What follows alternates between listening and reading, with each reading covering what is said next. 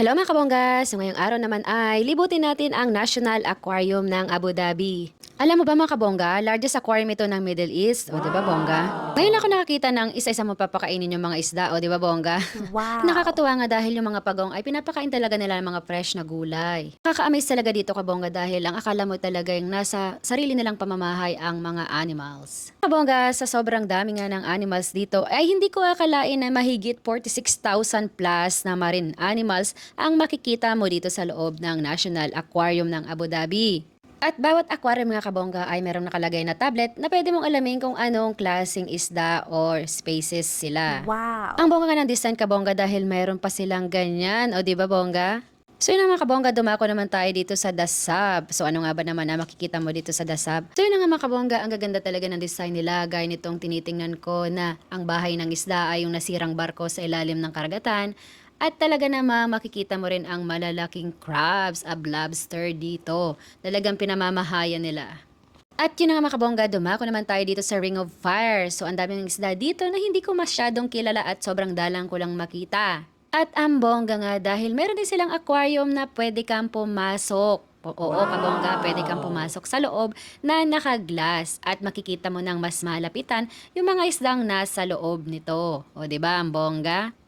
So yung video ngang yan ay kuha sa labas ng aking asawa at eto naman ang kuha ko sa loob mismo nitong aquarium na pinasukan ko. Napaka-cute talaga ng mga isda kabongga, parang napakalapit sa'yo at kinakausap ka. Char! May iba't ibang size nga sila, kung hindi ka kasya sa medyo maliit, ay pwede ka dito sa medyo malaki. At ito nga ang aking asawa, pinapasok ko siya para siya naman ang maka-experience ng aking ginawa kanina. At yung kinabonggahan nga dito ay iba't ibang aquarium ay iba't ibang isda rin ang nasa loob. Talaga namang ang gaganda kabongga, para kang nasa underworld paradise. Wow! At syempre dahil bida-bida tayo, kailangan pasukin lahat. Charis! So yung mga kabongga, pinasok ko ulit itong malaking aquarium. Sobrang luwag nga kabongga kumpara doon sa una kong pinasukan. Yun nga lang, may time limit kabongga dahil ang dami ring taong nakapila para pumasok.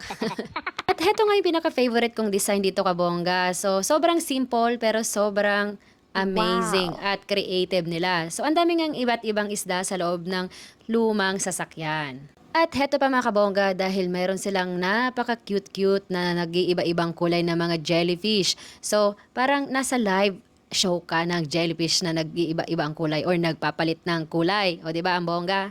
Wow! At pagkatapos ko namangha dyan sa mga jellyfish niyang kabongga, ay eto naman may nagpapasikat na langoy ng langoy. Charis, ang bongga talaga ng mga animals dito kabongga dahil talagang alam nila kung kailan sila magpapasikat. Charis, oo nga kabongga, alam niya na marami siyang audience, kaya naman ito nagpasikat na nagpasikat. O di ba bongga? At kung may kasama ka naman bata ay salamang magugustuhan niya maglaro dito sa iba't ibang kulay ng mga sand na ito na mayroong nakatutok na light na iba't ibang kulay. Kaya nagre-reflect na napakaganda. Topper nga namin dyan ay dumako naman tayo dito sa The Flooded Forest. So ano bang makikita mo dito? Mga kabongga, dito mo matatagpuan yung iba't ibang uri ng mga monkey. At syempre, hindi magpapahuli ang iba't ibang uri ng mga palaka. Gaya nito, the lazy frog. Ito naman ang tinatawag namin the lazy frog dahil talagang nakaangat siya dyan na natutulog. Charis, ang cute nga naman kabongga. At syempre, meron ding nakatulalay lang, walang reaksyon, charis. At andito rin nga ang mga tubig tabang na mga isda, o di ba ang bongga. At yun ang mga kabongga, kung pupunta ka dito ay mas maganda kung weekdays. Kasi syempre, itong pagpunta namin ay weekend, so medyo maraming tao. At yung ticket price naman kabongga ay 110 AED per person. Located nga sila sa Alcan, Abu Dhabi kabongga. Mas mabilis ka makapunta dito kung nakataksi ka or may sarili kang sasakyan para mas bongga. At ang suggested time nga pagpunta dito ay mas maganda kung weekdays para less crowded. Kasi pag weekends, alam nyo naman, super crowded. Mga kabongga, hindi nga lang siya aquarium, parang buong underwater world talaga siya. At eto na nga yung last destination namin dito sa Abu Dhabi kabongga. Thank you for watching!